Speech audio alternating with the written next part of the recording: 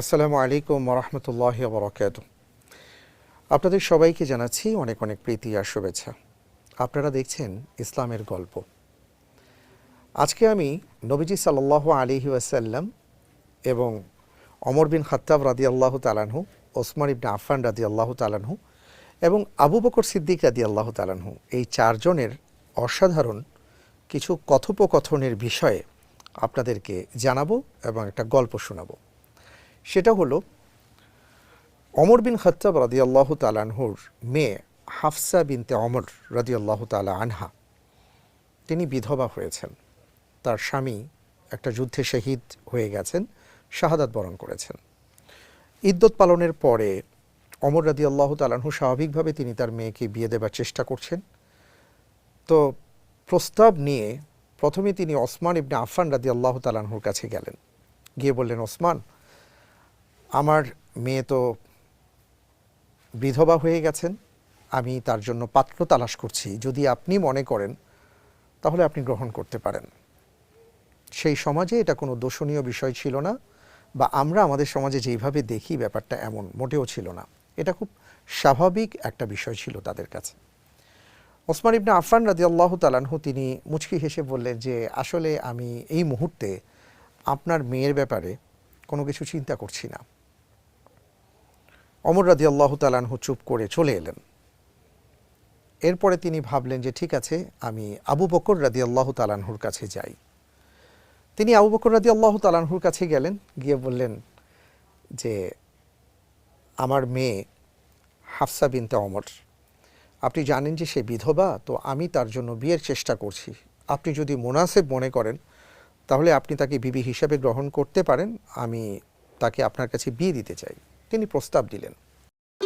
ভবিষ্যৎ হোক নিরাপদ, বিনিয়োগ হোক বিশ্বস্ত, আর আমার পছন্দ সল্ট বে। ওয়েলকাম টু সল্ট বে। আবু বকর রাদিয়াল্লাহু তাআলা আনহু এই কথা শুনে চুপ করে রইলেন, কোনো জবাব তিনি দিলেন না। ওমর রাদিয়াল্লাহু তাআলা আনহুর এই বিষয়টি আসলে ভালো লাগলো না। তাদের মনটা এত পরিষ্কার ছিল যে তাদের যদি মনে হতো যে কারো ব্যাপারে কোনো কিছু আমার মনে তৈরি হয়েছে বা জিজ্ঞাসা করা প্রয়োজন, সাথে সাথে এই বিষয়গুলো তারা নবীজি সাল্লাল্লাহু আলাইহি ওয়াসাল্লামের কাছে পেশ করতেন।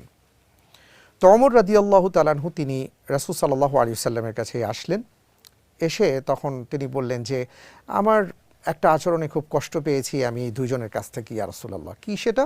তখন তিনি খুলে বললেন যে, আমি ওসমান রাদিয়াল্লাহু তাআলা আনহুর কাছে গেলাম আমার মেয়ের বিয়ের প্রস্তাব নিয়ে, তিনি বললেন যে এখন ভাবছেন না।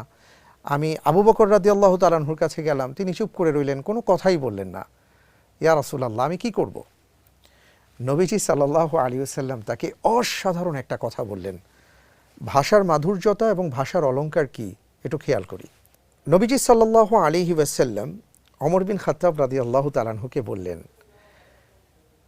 ওসমান ইবনে আফফান রাদিয়াল্লাহু তাআলা আনহু যাকে বিয়ে করবেন তিনি আপনার মেয়ের চেয়ে উত্তম, আর আপনার মেয়ে হাফসা তাকে যে বিয়ে করবে তিনি ওসমান ইবনে আফফানের চেয়ে উত্তম।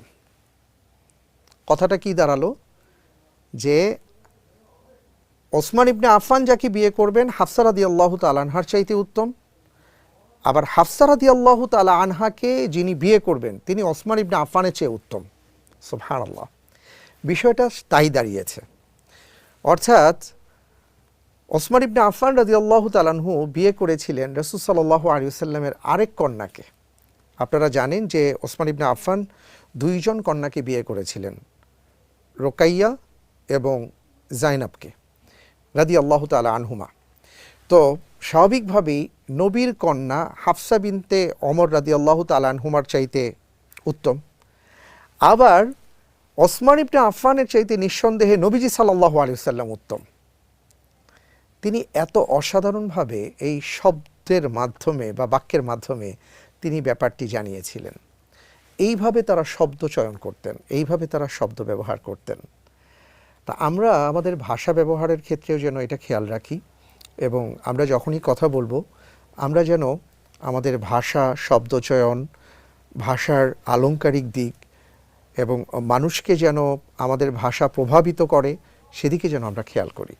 আল্লাহ তাআলা এই গল্প থেকে আমাদেরকে এই বিষয়টা শিক্ষা লাভ করার তৌফিক দান করুন, আমিন। সবাইকে অনেক অনেক ধন্যবাদ।